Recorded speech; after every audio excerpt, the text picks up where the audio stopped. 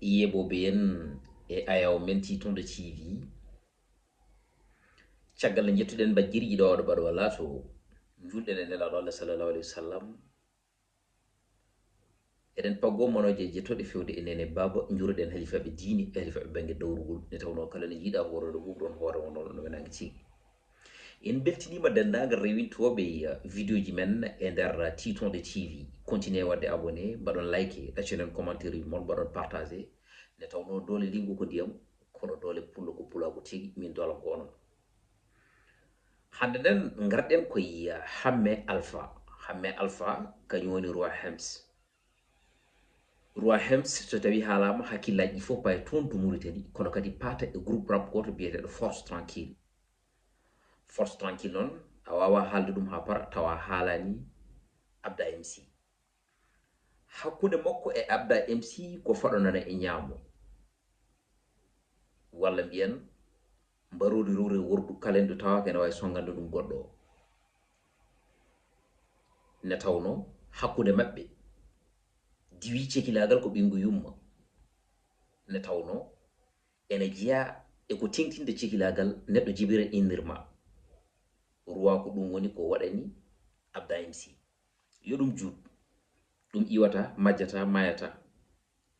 ko cekilagal sincére ko jaadigal sincére woni ɗon roi hems fini wi wonde ɗacci rap rafaɓen hankadi ɗo hay jowa taw turtini no paɗe no on paɗat no wona ɗum on paɗat ay son mbaɗi ni en pamodirta n'est ce pas min joɗaki tan min mbi min goppat rap min hunde hawnde internet uji ɗi hawnde kadi aussi fansiji makko ɗe tawno wona ɗum woni ɗo pannomo joni noon ko ɗeɗo namde jogui beele oppini roi hems rap ko rap o yoɓani ɗum ko namdal beele oppini hamme alpha rap o yaa haw yi wonde jeune talent ji nana ha joni ngara roi hems en hewɓe ene jogui technique mo alani handirten yanna walla omo andi ɓen so tawi tawimo ɗo henno ko ɓen nawtoma retrait ɗum ko namdal wiide mo wonde wiide suusa ɗofte ɓuuri yaade ha ɓoyseɗo rutto o waɗi arrière walla ala oppinimo tigirigui ha joni game o ko andude wonde temps mo waɗata e nder game o omo wawi wadde ɗum e golle makko yencinanamo ko ɓuri ko golle makko jencinantamo ko hankanti so tawi o nawri rap o e liggey makko ma wor ko bonnanimo e liggey makko walla ala roi yiɗi ko wadde concentré e golle mum waɗa concentré tigirigui ha joni e famille mum hakkille mum heeda e golle mum heeda e famille mum holko roi hems jaabi roi hems jaabi wonde ko ene sohli concentration hakkude mum e ɓesgu mum ngam wawde gerde famille mum ko ɗum tagui ɗum ɗaccude game o hewɓe ene jaadi hen kono sen belama mbiyen koɓe jaadani hen ɓe ɓuuri hewde ne tawno wonɓe gandanɗa hoorema ko bindol roi hems welata ɗumen safata ɗumen urata ɗumen woni guumumen ne tawno hay goto kam biyeteɗo ko meloman suusa darade wiide roi hems yuɓɓani bindol ndungu ala gaño wona nder leydam hakkunde beeliña buule toɓo sammini bo jam duwaw meeɗa gasde ñagam yo allah ɓeydu jam galleji kewɗi jolima to état woni absent ala tigirigui dande nde gandanɗa hoore ma ko nden woni nde rapport jogoto kadi aussi wawa rap ila ɗo banggue technique mum hay ko nandi hen roi so tawi yimi a heɗoto te si jibri mum c'est consommable pour tout le monde goto fof no wawi wadde ɗum consommé mawɗo o e suka o e sa fami debbo o e gorko o goto fof ene wawi wadde consommé ko roi hems yimata ko ne tawno o yimata ko gurdam morceau ɓurɗo wadde mi marqué noon ko single mo wattidi yaltido ɗum clip ɓe bonni ɗo ha boni e nder 2 minutes presque 50 secondes walla mbiyen ɗi timmani o haali hen gurdam aduna ɗam fof e caɗele guuraɗe ɗe hawɗe ɓe addude hen solution ngaji ɗi yimɓe potata wawde wadde ha gurdam mumen yuɓɓo yumta. So tawi a heɗima jimɗi roi hems tan a andat roi ene jogui kono wiye culture générale, a andat kadi aussi roi ko bittowo ne tawno mo wittata wawa windude ko fotini henna walla wawa yuɓɓinde ko fotini henna tigui rigui ha joni e jimɗi kala no yimi ay jitto jimol makko ngol yimnogol ngam jimol makko ha joni kesol ngol addingol yuɓɓude e yumtude e ngarɗude. Baɗo non ene jogui ujunere e ujunnaji roi en ɓe gandanɗa hoorema hande koye makko dartoto kanko woni darogal e nder on tuma te ko kanko puusi ɗumen waɗi ɗumen motivé ha hande jiɗi wonde rappeur jiɗi wade no wayni hay sino so tawi udumere wona lomto bafal sona so tawi asli mum ko basal. So tawi o fini tan o wi wonde mi ɗacci rap e oɗo album mabɓe moɓe mbatti yaltude woni demi mesure o ɗaccita abda jokkita tigui rigui lawol ngol ko baga abda ne wawi ko waɗata ko kono noon kadi aussi force tranquille ene waɗi ɓe gandanɗa hoorema ko couple abda ha joni welata ɗumen ene waɗi ɓe gandanɗa hoorema ko couple roi hems ha joni welata ɗumen en tant que eɓe jiya mburu oɗon ene awle e kosam ɗam ɗon welat ñohade kono so tawi kosam ɗam woodi tan joguinoɗo guuɓe mbure e kosam o sa renaki o anat ɗum noon beele roi ene jogui droit tan wadde jekki wiya wonde acci rap sans pour autant que yeccitaki fansiji mum ɓe gandanɗa hoorema tigui rigui koye mum ƴogata fansiji mum ɓe gandanɗa hoorema hande ko roi welata ɗumen roi ene jarana ɗumen ummade wuro e wuro yarude koyɗe ummade wuro e wuro haɓɓude tigui rigui saretaji ummade wuro e wuro ƴettude autoji e nder oɗon tuma roi ala ko jarna ɗum en jii oɗo tourné mabɓe battiniɗo moɓe battini wadde o ne public o jaɓɓiriɓe ni e aussi ne fansiji roi hems e nder oɗon tuma keɓiri belamma e roi hems ni en jii jeune goto yalti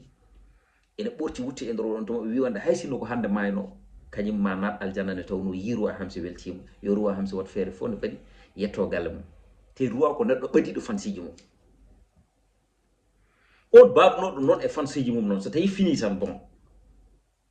e nder jour goto wiya bon min mi ɗacci rap bon joni komi concentré ɗo famille am déjà ce qui est l'essentiel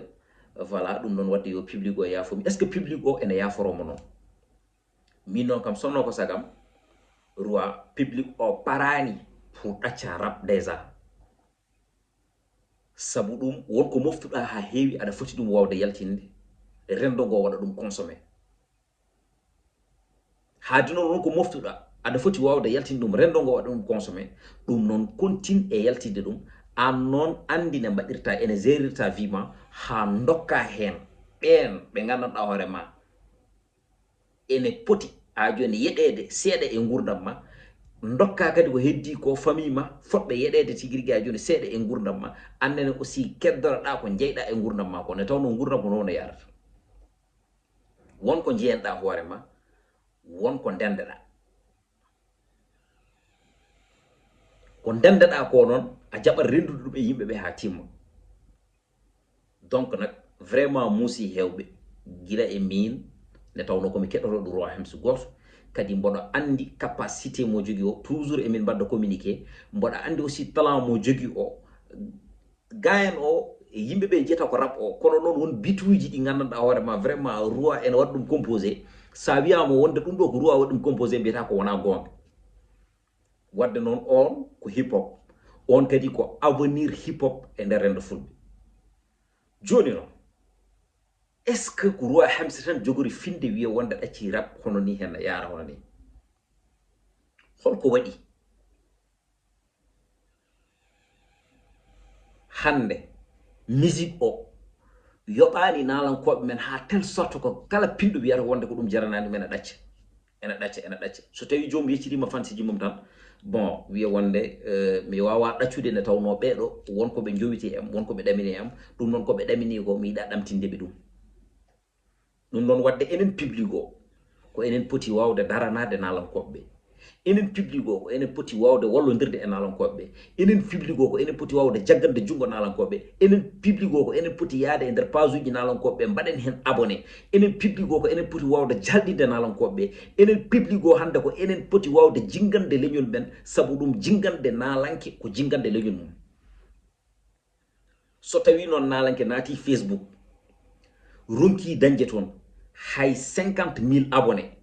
naati YouTube ronki dañde toon hay 20.000 abonné na haadirti hen naati Instagram ronki dañde toon hay 10.000 abonné ene yiya e nder leƴƴi goɗɗi ɗi gandanɗa hoorema hande wiyeteɓe ko wiyeteɓe hande ko kañumen ɓuuri famɗude e rendo fulɓe ene filto ɗumen laabi tati walla laabi joyyi ene jogui des millions d'abonnés ça veut dire ko wonde eɗen poti ƴewtorade koye men paamen wonde naalankagal ngal yahaadi holko haɗi ngal yaade te naalankoɓe ɓe nana mbaɗa foddeji men ɗum noon wadde ko public o woni mo watta consommé ko naalankoɓe ɓe gaddata ko holnde naalankoɓe men keɓirta disque d'or uji hol ne DJ Jules en e nder oɗon tuma keɓata disque d'or uji e nder oɗon tuma ɓe gummo France ɓe gummo États-Unis jomum ene mbaɗan ɗumen bituji holle ɗum wawata wonde alay sago ko ma tongtenɓe ɓe towa ɓe mbawa yiyeede hankadi image mabɓe filtodira e nder windere aduna o yiyaɓe intéressé e ko ɓe mbaɗata ko wona ɓe mbawa ala ko ɓe jalɗinaka no ɓe potiri wawde jalɗinirede ni ko ɓe jagganaka no ɓe potiri wawde jagganirede ni jokku golle o ne moƴƴi moni foof ene foti wiyede jokku golle kono so tawi neɗɗo ne jokkanaka so ɓooyi seeɗa jokkitto neɗɗo o yahat haw décourage o wiya wonde ɗum ɗo wonko jarani ɗo somi concentré ma e joobam e nder on tuma ene wawi rokkudemi ko gandanɗa hoorema mboɗo wurna hen gallam tamo pertanmi o janggo e jaam ala ko wawi jibinandemi ɗum noon silla fof komi ɗacca o wawa wiide noon ko ɗum woni ko tagui mo ɗaccude neɗɗo o ne wawa wiide ko ɗum woni ko tagui mo ɗaccude alay saago ma o ƴeewa prétexte o haalda hono noon kono noon so tawi en jurditima en ƴeewi en ƴewtidima en tawat tan kamɓe wiyeteɓe ko hajun ko rapport aji koɓe tampuɓe te aussi ala ko leñol ngol jaranani ɗum noon yo leñol ngol ha joni yoɓ duminna ROI HEMS sonno ko sago amen sago fansiji ma garta e game he ne tawno game on sohluma hande an ona pos e nder hip hop fulɓe ha caaya hen sikki ala bandiraɓe musidɓe continue wadde partagé mbaɗon like mbaɗon abonné eɗen jaada noon e sponsor men officiel woni Guépard marketing ne tawno Guépard marketing ari ko findinde e tindinde e hirjinde e daranade rendo fulɓe e kadi au delà de rendo fulɓe c'est très important Guépard nanata kote jolfuɓe Guépard nanata kote fulɓe te aussi ko kamɓe dusata DJ du à partir de maintenant kala e émission ngaji mbaɗata e kala e sortie ji ɗi mbaɗata Guépard marketing monsieur Talla cakaw cikanam celu baax ko memɗa ɓuuri ka memade ceeƴi bandiraɓe musidɓe so tawi ko tata hen oɗon jarroɗon jaafo so tawi ko yiɓɓe hen gandon ko gueno goto mo scénario wodani mbaɗo ene wela ene walda te watta so wona ɓuural guiɗo mo seedi moon DJ du arno ɗo waɗa ɗon chronique